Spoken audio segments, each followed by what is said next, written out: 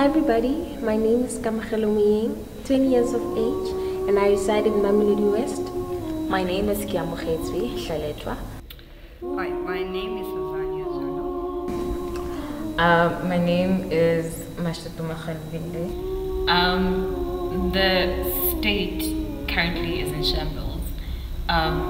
Due to COVID-19, everyone has been caught off guard, and with the economy also fluctuating as much as it is, everyone is not really in a good state. My view on the state of the nation is that there's just so much going on in our country, and I feel like South Africa is literally falling into pieces. It's falling apart, and serious intervention is needed because there's a whole lot of things going on, like there's xenophobic attacks, the looting that just happened recently, and people getting killed for no apparent reason. We literally hire ourselves to kill ourselves, the black on black violence. Yeah, so yeah, a whole lot of things are happening, and I feel like if we should just find a way on fixing that, and I think we should stand up ourselves and try and fix that. The role that women can play in our nation, or rather to defend our democracy, I believe would be, as the women started in the 9th of August, years back, dated appropriately. What we can do with the democracy that we have, with the level of education that we have access to, with models, because another thing I feel that it degenerates, or rather another thing I feel that devalues our democracy is moral degeneration. So what we can do, I believe, is go back to our roots, and that's what we are trying to do with poetry. It is going back to our roots, or it's returning to our roots. It's returning to, because as African people, we are a very moral, or a generation of moral, you know. So I believe one of the things that could defend our democracy is how we live, how we conduct life, how we view life, and that is also based on our African moral. My role as a dancer and a performer is to impart my skills and also nurture the upcoming generation. That's how I contribute or aid the nation in my society. I believe, with regards to the theme, hope is motivation, hope is a healer, hope combats all negative thoughts, and I feel that hope is the one thing that can continue to keep peace and continue to motivate happiness and positivity.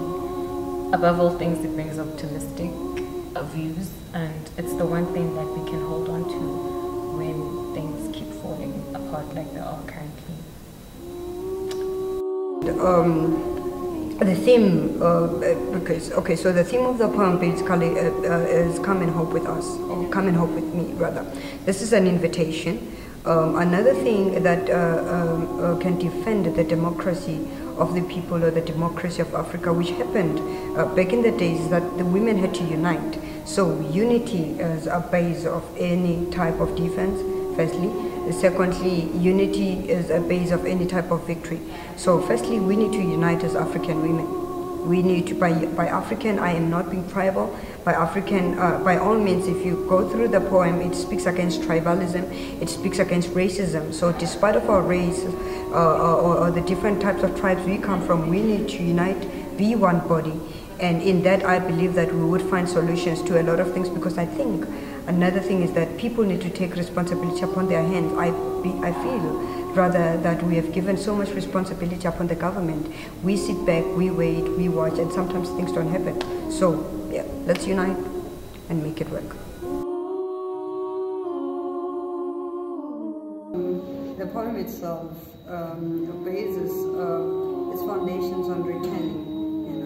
The repeated lines in the poem, the repetition of the line, "we must return," that basically says, let us return to a point where humanity and civilization did not depend on tribalism, where humanity and civilization did not depend on sexism, where humanity and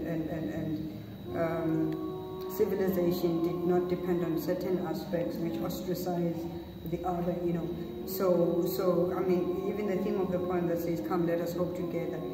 With me, I feel that the poem is very relevant, and actually, I feel like the communication medium itself, choosing a poem to communicate such a message is very relevant, because often at times when you listen to a poem and you feel like the writer is actually speaking for you, is advocating for you. Yeah. You know, so in this case, in this project, I feel like it's a project of advocacy. We advocate, you know, for gender-based violence. People who can't speak for themselves. You know, for the LGBTQI community, for sexists, for communities that believe in tribalism and sexism. You know, we are fighting such battles with, or rather for them. Yeah. You know, so yeah.